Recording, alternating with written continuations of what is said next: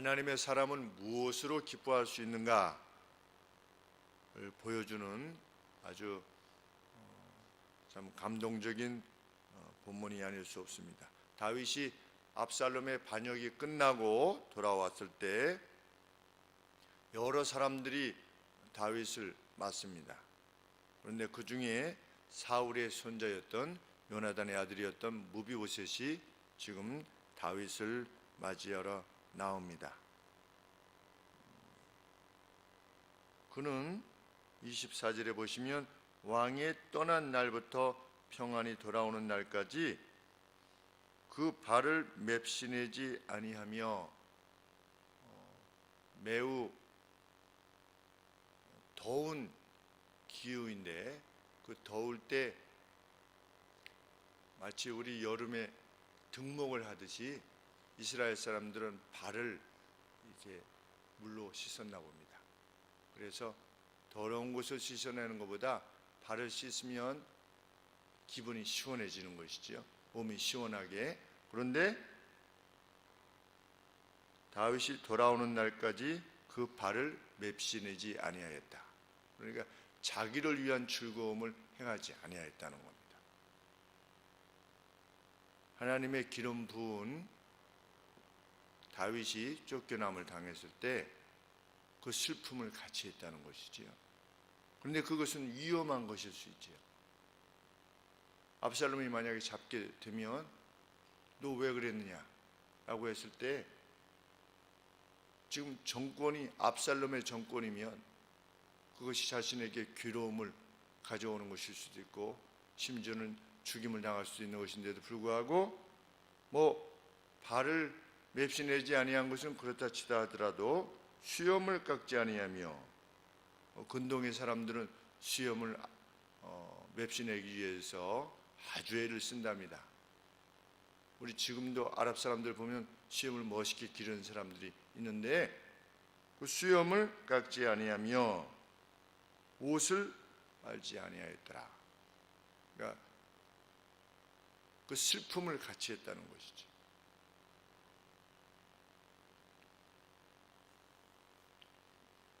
그런 무비보셋이 다윗을 맞으러 왔을 때 다윗이 무비보셋의 종이었던 시바가 자신에게 거짓을 말해서 무비보셋은 왜 없느냐, 왜 따라오지 않았느냐라고 했을 때 무비보셋은 이제 이스라엘 백성들이 자기 아버지의 자기 할아버지 사울의 그 왕권을 자신에게 돌릴 것이라고 하면서 기뻐하더이다 라고 이렇게 중상을 행했었는데 그 다윗이 그것을 마음에 두었던 것이지요. 이 전에 다윗이 뭐라고 그랬습니까? 네 것을 그 무비보셋 것을 네가 다 가져라. 이제 화가 난 상태에서 그렇게 말했었지요. 그것을 보면 다윗이 자기가 요나단의 아들이었던 무비보셋을 왕의 식탁에 같이 앉게 하고 그를 먹게 했던 것에 대한 그 배반감을 다윗이 아주 크게 느꼈던 것 같습니다. 그래서 묻는 것이죠. 왜 너는 나와 함께 하지 않았었느냐? 이게 묻습니다. 추궁하는 것이지요. 그랬을 때 무비보셋이 무엇을 말합니까? 나는 절름발이기 때문에 내가 스스로 안장을 올려놓고서 왕과 함께 갈 것이라고 말했는데도 불구하고 이 시바가 나를 속여서 내가 왕과 함께 하지 못하였고 또 왕이 이렇게 분노하신 것을 보면 아니면 소식을 들었든지 나를 속였을 뿐만 아니라 나를 왕에게 중상을 한 것이 틀림이 없습니다. 사실은 그것입니다. 그러면서 뭐라고 말합니까? 27절 말씀에 내 주 왕께서는 하나님의 사자와 같으시니 공의를 공의롭게 판단하시는 분이시니 왕의 처분대로 하옵소서.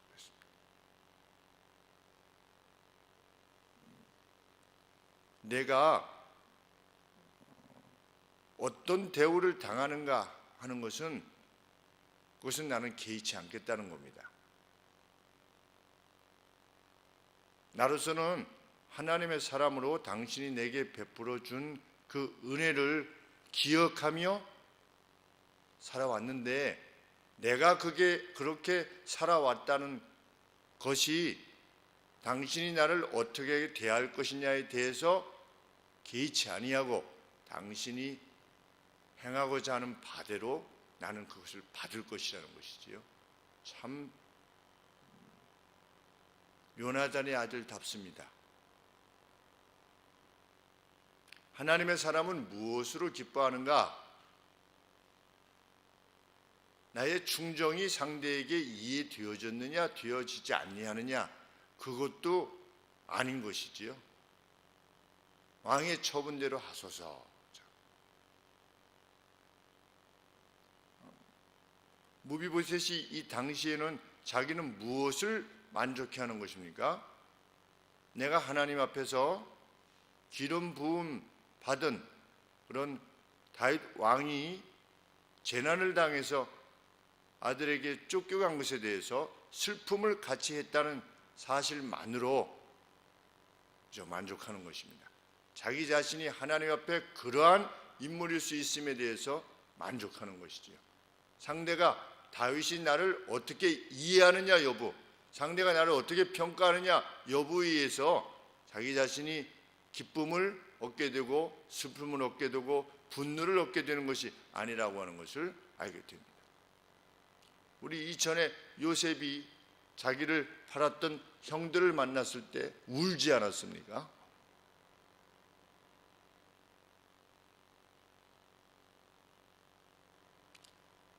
그들이 나를 어떻게 했느냐, 그것도 개의치 않는 것이죠. 단지 그 형을 다시 볼 수 있게 해주신 하나님께 감사할 뿐입니다. 그 기쁨만이 있는 것이지요. 하나님의 사람이 기쁨입니다. 세상은 도저히 이해할 수 없는 기쁨이지. 하나님을 인식한 사람만이 가질 수 있는 기쁨입니다.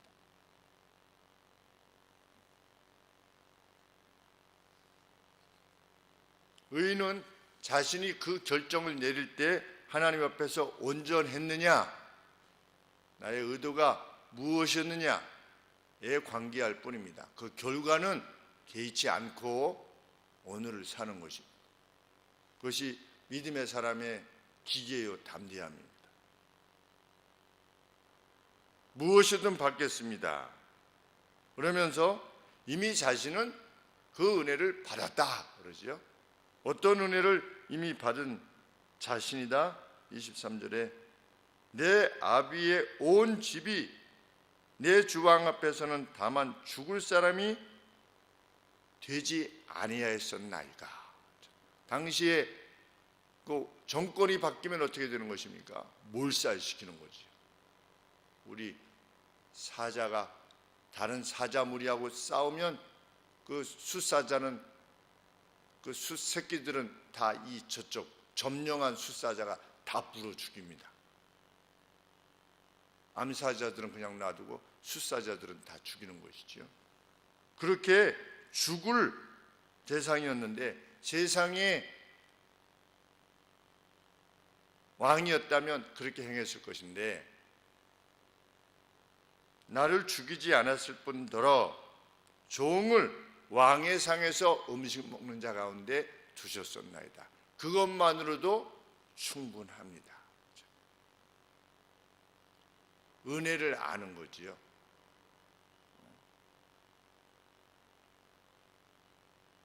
우리도 그럴 수 있으면 참 좋겠습니다. 어떤 사람이 한 5년, 10년 내게 은혜를 베풀었어요. 그런데 어떤 결정적인 이유로 인해서 그 사람과 원수가 되게 되었어요. 그러면 우리 하나님의 사람은 맨 마지막 부분에 원수가 되었음에 대해서 그 사람이 어떻게 그럴 수 있어? 그런 것이 아니고 과거 5년, 10년 동안 지녀왔던 애정, 우정, 그리고 그 가운데 나누어졌던 그 기쁨들, 그것으로 그리고 감사해야 하는 거지. 당신과 내 사이에, 나 사이에 이러이러한 어려움이 있지만 우리는 과거 5년 동안 10년 동안 하나님 안에서 행복하고 기쁘게 지내오지 않았소. 그것만으로도 감사하지 않소 라고 생각할 수 있는 사람, 하나님의 사람이지. 그것만으로도 충분합니다. 제가 받은 은혜만으로도 충분합니다. 그런데 하나님의 사람에게도 이러한 감사를 찾아보기가 매우 어려운 시대가 되었습니다. 조금만 그 관계가 5년이고 10년이고 15년 되었어도 조금만 뭐가 이렇게 언짢으면, 조금만 오해가 생기면 그냥 뒤틀어 버리는 것이지.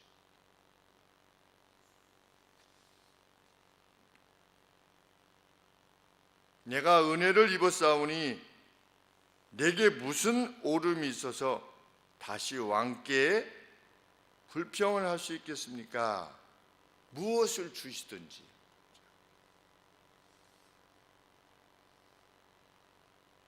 무비보셋의 관용은, 기쁨은 과거의 날들을 감사해야 하는 감사로부터 있었다. 자신은 불평할 권리가 없다. 그의 은혜 입은 자의 태도입니다. 이에 대해서 다윗은 이 상황에서 공의롭지 못했지요. 왜 시바를 대해서 이렇게 배려를 해야만 되는지는 알 수 없지만, 내가 너에게 말한다. 너는 시바와 밭을 나누라. 이렇게 말했습니다. 공의롭지 못했습니다. 그럼에도 불구하고 무비보셋이 무엇이라고 말하는 겁니까?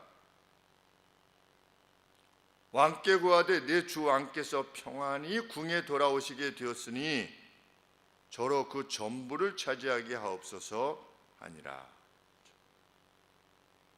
무비보셋은 이전에 다윗이 시바에게 말했던 그 말, 무비보셋의 것을 다 네 것으로 하게 하라 라고 하는, 그렇게 말했던 다윗의 말이 손상되지 않기를 구하는 것이지요. 왕이시여, 왕이 말씀하신 바와 같이 여기에 다 기록되지는 않았죠. 이 오가는 말들이 그냥 이 몇 마디만 한 것이 아니라 그 중심되는 말만을 기록해 놓는 것인데, 반절씩 나누라, 너는 얼마를 나누라 이렇게 했을 때 이 전에 시바에게 한 왕의 말이 집행될 수 있도록 하십시오. 저는 안 가져도 좋습니다. 사실은 얼마나 억울한 것입니까? 자기는 어떻게 보면 생명을 걸고서 그 슬픔을 가지고 하나님 안에 있었는데, 오히려 그것 때문에 자기가 추궁을 당하고 자기의 것을 반절이나 뺏기게 되었을 때 얼마나 마음이 억울했겠습니까? 사실은 우리가 그냥 남의 이야기 같이 하니까 그냥 지나오는 것이지, 그런데도 불구하고 저는 단지 무엇만이 기쁩니다. 이스라엘이 다시 평강을 누리게 되었다는 사실, 하나님의 나라가 평강을 누리게 되었다는 사실, 오늘날로 치면 무엇이겠습니까? 교회가 평안을 누리게 되었다는 사실. 가령 예를 들어서 교회가 어떤 분란이 생겨가지고 막 어려운데 그 가운데 내가 개인적으로 괴로움을 겪었지만 교회가 평강을 되찾고 질서를 되찾고 권위가 회복되어졌을 때 내 개인적으로 오는 괴로움은 있을지 몰라도 그것을 기뻐하는 사람일 수 있다면 그 사람이 하나님의 사람인 것이죠. 그만큼 하나님의 나라를 사랑하는 사람이기를 구하는 것입니다.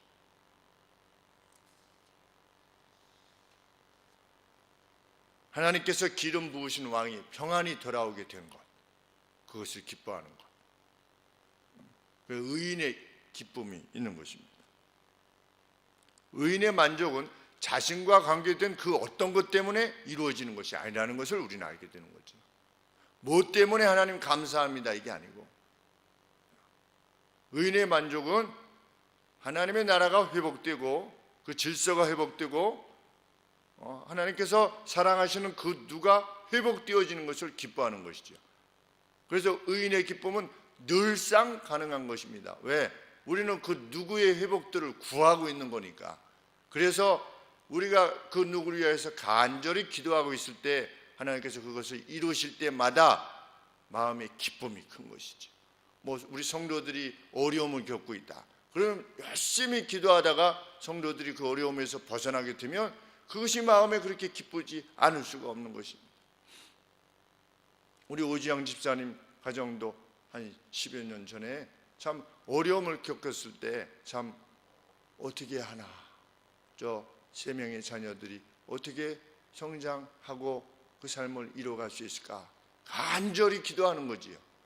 그런데 그 자녀들이 이렇게 크고 성장하고 취직되고 이랬을 때 삼성 엔지니어링에 이렇게 합격하게 되었을 때 그것을 위해서 기도했던 사람은 자기 자녀가 된 것 이상으로 기뻐하는 거죠. 왜? 오랫동안 기도해 왔으니까. 하나님의 것을 위해서. 그것이 의인의 기쁨입니다. 그래서 그것을 목말라 하는 거죠. 그런 기쁨을. 나의 그 간절함이 하나님에 의해 상달되어서 하나님의 뜻이 이 땅에서 이루어질 때 그것을 기뻐하고 감사하는 것이. 누가 아플 때 그를 위해서 간절히 기도해 주는 거지. 그럴 때 그 아팠던 바가 회복되어지는 것. 또 재생적으로 조금 이렇게 불편하게 태어나서, 정신적으로 불편하게 태어나서 그런 사람들이 자기의 자리를 찾아갈 수 있도록, 그래도 자기의 몫이 있을 것이라고 하는 그런 기대를, 소망을 가지고 참 함께 그 일을 찾아주고 이랬을 때, 그 자리를 찾아가게 되었을 때 그 기쁨이 있는 것이죠.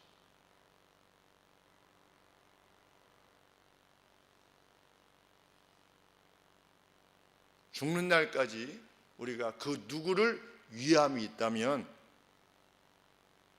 우리의 감사는 결코 멈추지 않는 감사가 될 것입니다. 이래서 감사하고 저래서 감사할 것입니다. 정말 큰 기쁨과 감사는 내 것으로 인해서 오지 않는다는 것을 성경은 거듭해서 말합니다.